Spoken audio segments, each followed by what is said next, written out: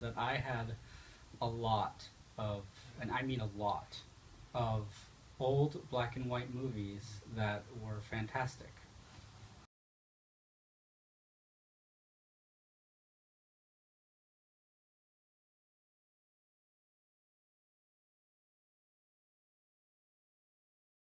And um, Grandma was, well, she still remains the person in our entire lineage with the best taste. There is nobody who has better taste than her. Like,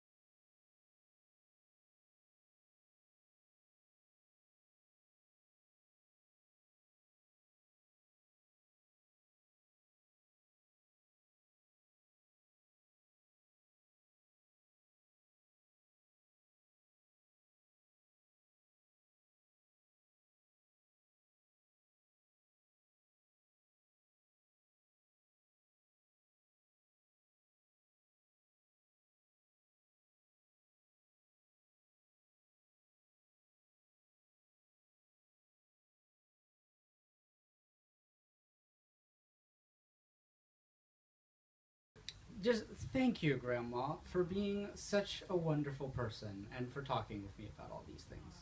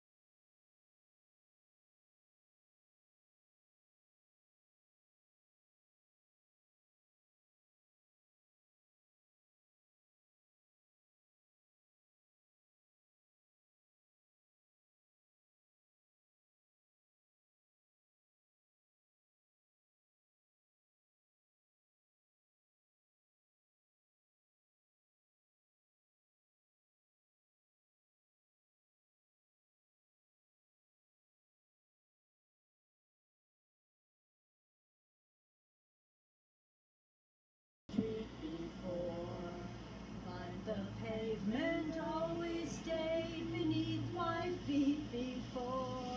She started crying. All at once am I, several stories high, knowing I'm on the street where you live. Luckily, there's no dogs around because they'd be barking. So what's there? birthday don't fall. Well, we always sing this on our European vacations because we end up walking around in circles. And then we're like, haven't we been here before? You know? Or, burst into song. So that's what we do. We always sing it walking around. You guys are like the same.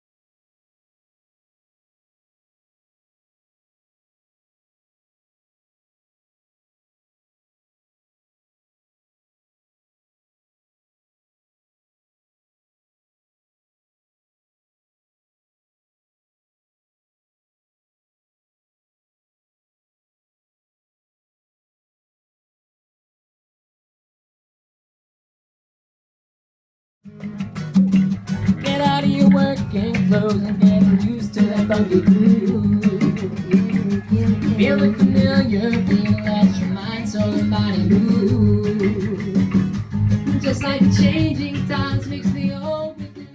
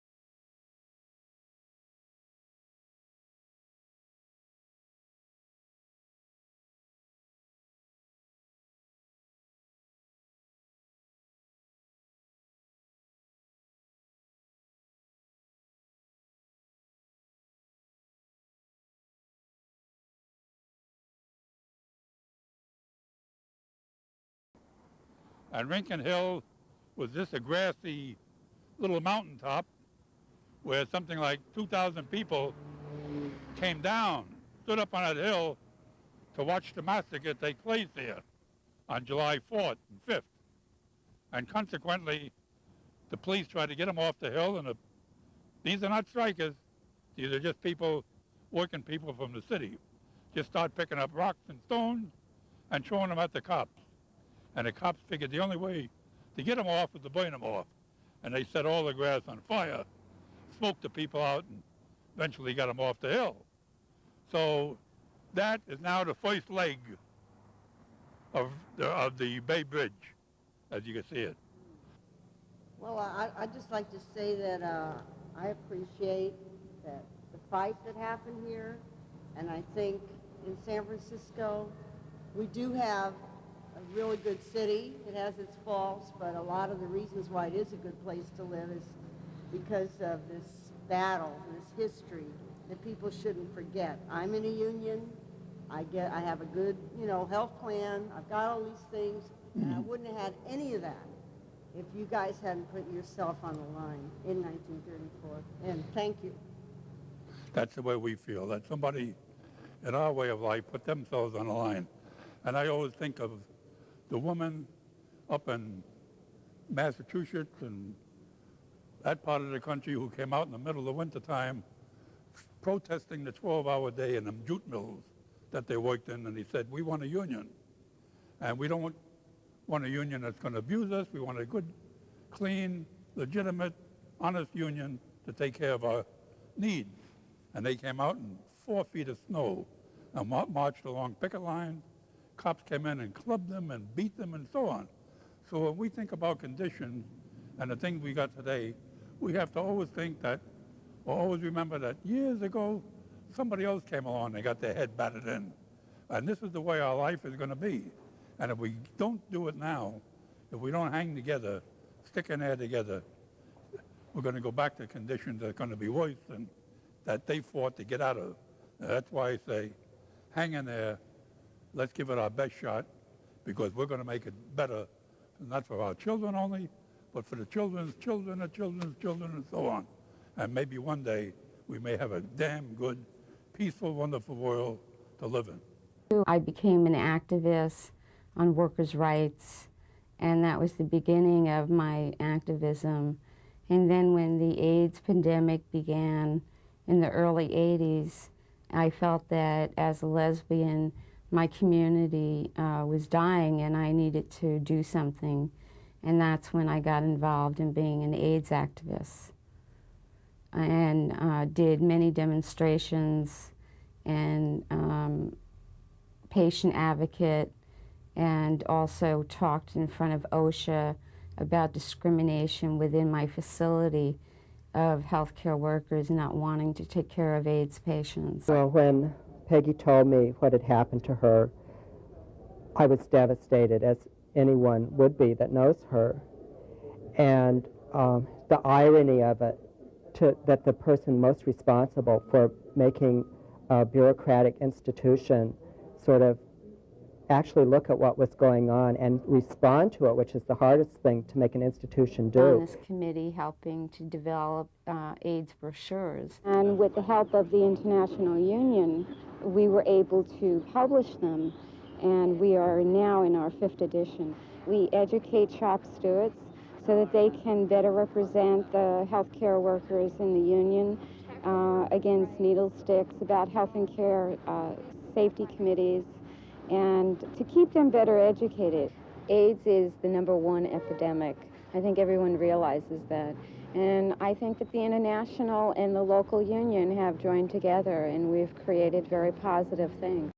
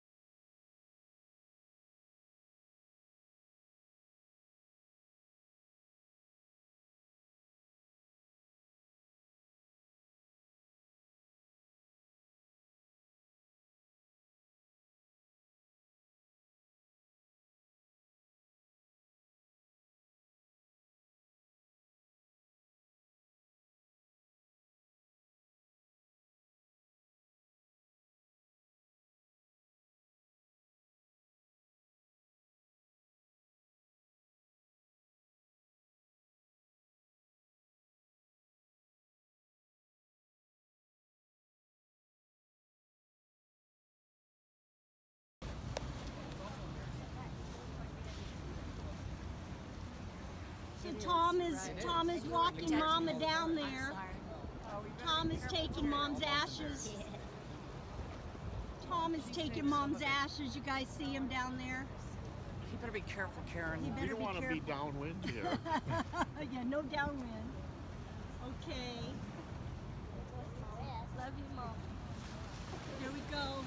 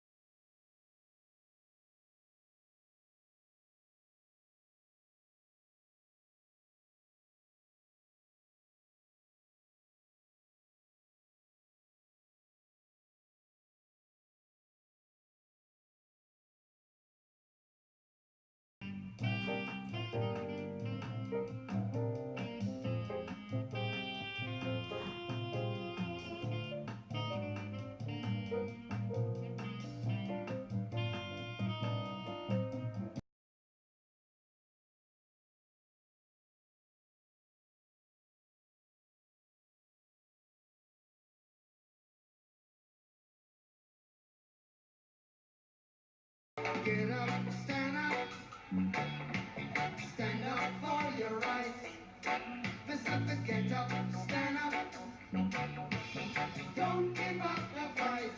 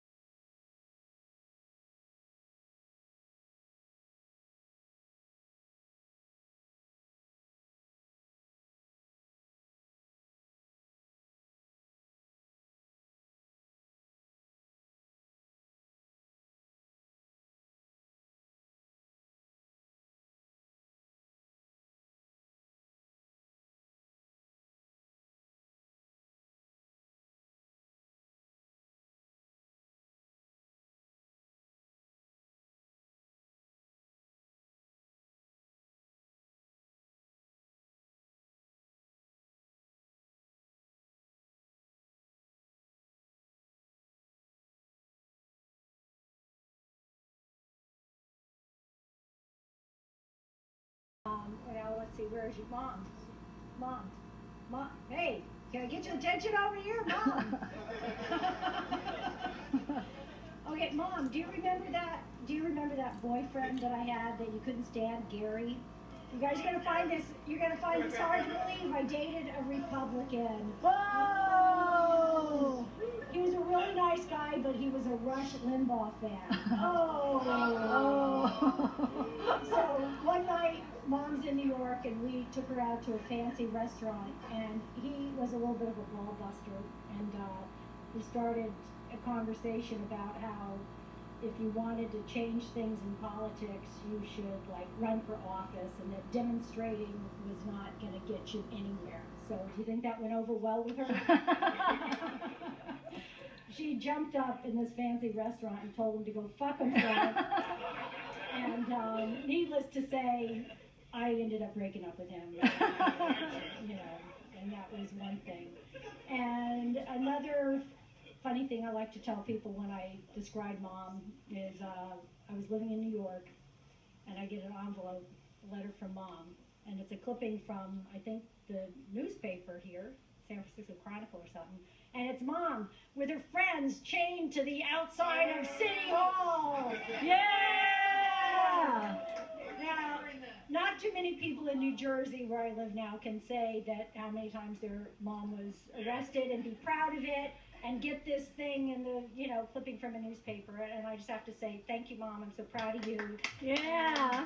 You know, for trying to make a change and doing the right thing for people that you care about and love, and people that you don't even know, because you just are that type of person. Yeah.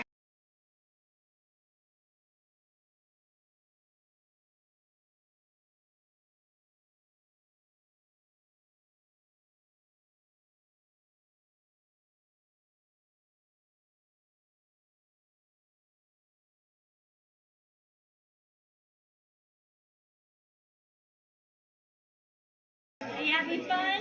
Yes. How old are you? 20. You're 20?